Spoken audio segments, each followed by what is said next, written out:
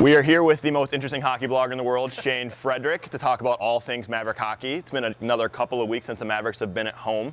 Now, they went up and played the North Star Cup a couple weeks ago. Was there some sort of emotional letdown after winning that big series, or after sweeping that big series against Ferris State just a week earlier? That's a good question. I would have a hard time thinking there was an emotional letdown considering who they were playing, playing those Minnesota schools. You got to remember that Duluth game was an overtime game. It was a close game.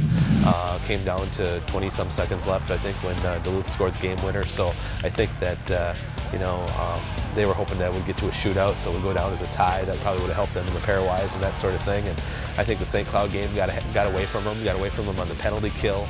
Goaltending situation wasn't that good that weekend, so I wouldn't say it was an emotional thing. I think it was just more they played two really good teams that weekend and they came out on the bad end of it.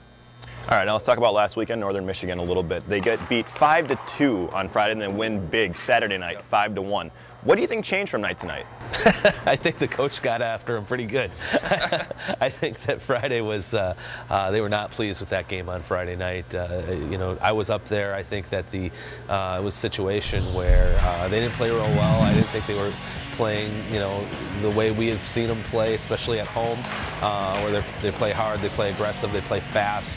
And then some credit to Northern Michigan. I mean, that's a pretty good team, a better team, a deeper team than they were when they were here at the end of November. I thought that was, they just looked stronger than they did then. They were going through a rough patch, I think, when they were in Mankato. So you got to give some credit to the Wildcats. And then I think Saturday night MSU played their game, and they were able to get a second goal too, and that was huge. I mean, they scored first on Friday, gave up another goal right away. Saturday they scored. They didn't let Northern Michigan take control in their own building. They built up a 3-0 lead at one point, and that was huge. Now it seems the Mavericks have been kind of relying on a couple guys, Leitner, LaFontaine, McInnes, just to name a few. Right. Do you think that has to do with any of their struggles lately? I think their depth's not bad. I mean, your best players still have to be your best players. I mean, we've seen it over time in the WCHA over the years. Your best players still have to be the best guys. They're the best guys in the league. LaFontaine leads the league in scoring. Matty Leitner's second, I think, in conference points.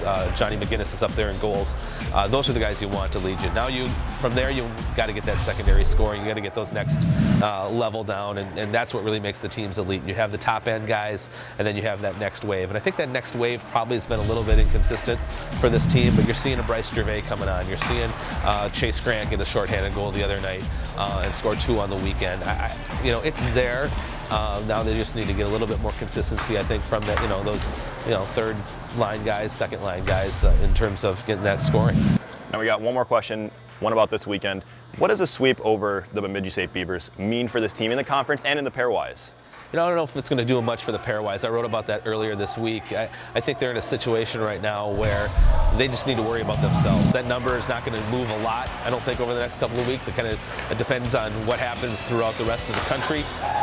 So right now they're at a point where they have to worry about themselves, getting their game on track, getting themselves playing well, and stay in the mix for a conference title, for a regular season title. They're only a couple points behind behind Ferris State right now.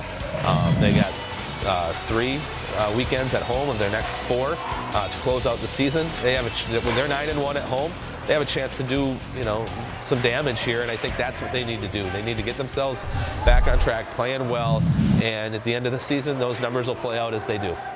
Well, thank you, Shane. That's all the time we have. He's Shane Frederick. I'm Ben Fassett. That's all.